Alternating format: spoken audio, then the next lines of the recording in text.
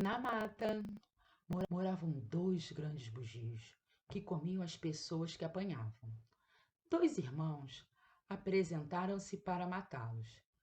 Viram sentado no caminho um sapo. Onde ides? Perguntou este. Vamos matar os bugios. O sapo, que era fêmea, disse: Se quiserdes casar comigo, eu vos darei como deveis comportar-vos. Caso contrário, encontrareis a morte certa. Rindo os irmãos, recusaram-se à oferta e continuaram a marchar. Logo alcançaram a árvore na qual estavam sentados os bugios, armados de flechas de arremesso. Ao redor branqueavam as ossadas das gentes que haviam sido vítimas dele. Também os dois rapazes levaram as tais flechas e começaram imediatamente o combate. Os bugios, porém, inclinavam habilmente o corpo, e as flechas passavam por cima dele sem lhe fazer dano algum. A seguir, foram os bugios que atacaram. Um dos irmãos caiu, atingido no olho direito, e depois foi o outro ferido no olho esquerdo. Os bugios apoderaram-se da presa. Um terceiro irmão que tinha ficado em casa estava doente e o corpo cheio de feridas e úlceras.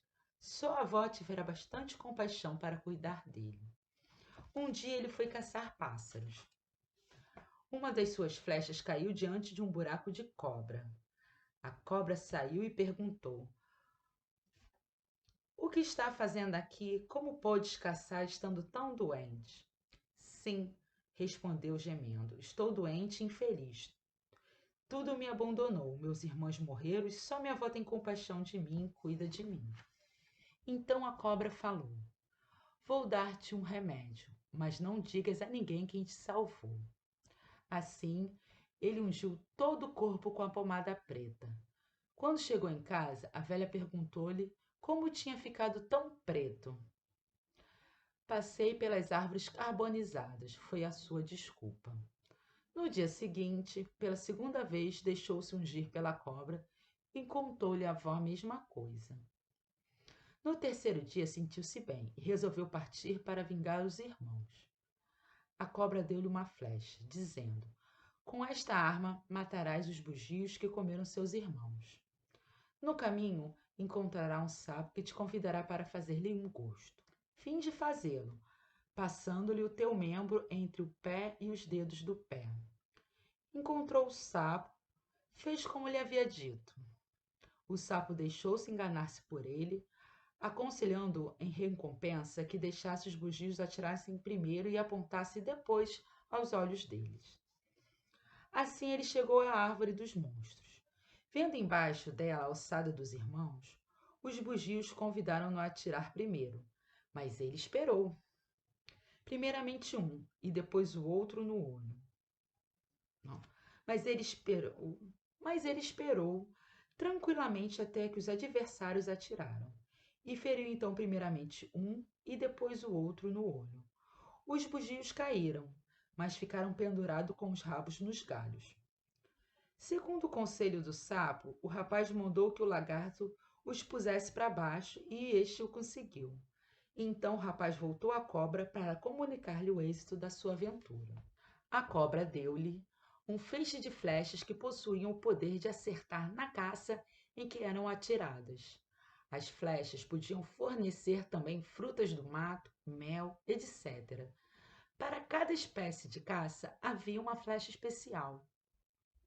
E cada flecha pertencia ainda a um feitiço especial encerrado numa cuia, com o qual se podia enfraquecer o efeito das flechas que regressavam violentamente demais, fazendo-os parar de novo. Assim, o rapaz obtinha facilmente todas as espécies de caça e de peixes. Logo depois casou-se, fez uma casa e uma roça. Instruíra a mulher para que não deixasse usar as flechas por ninguém durante a sua ausência, senão toda a gente morreria.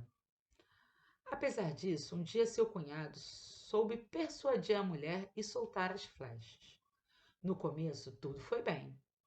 A flecha de porcos e a flecha de peixe faziam sua obra e eram paradas pelo feitiço. Mas quando regressou à flecha do mel, apareceu de repente uma grande cabeça espectral com larga goela armada de dentes. Cheio de medo, o cunhado fugiu, sem pensar no remédio mágico. O espectro caiu sobre o povo, matando todos os que achou.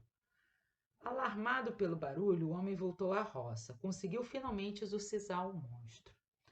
Mas a metade da aldeia já estava morta. Mais uma vez ele foi até a cobra para contar-lhe suas penas. Bem, mereceste, respondeu ela. Mas que se pode fazer? Vamos caçar amanhã, matar o pirarucu. Se uma das minhas filhas te tocar, deves dizer-me. No dia seguinte, a cobra com toda a família foi encontrar-se na lagoa com os carajás, que tinham redes de pescas. Estes pescavam enquanto o homem percorria o mato com a cobra. Entretanto, uma das filhas o tinha tocado, mas ele não dizia nada. Então, a cobra transformou-se em pirarucu, persuadindo os homens a fazer o mesmo. Ambos caíram nas redes dos pescadores. A cobra escapou por um buraco e o homem foi tirado à terra pelos outros carajás.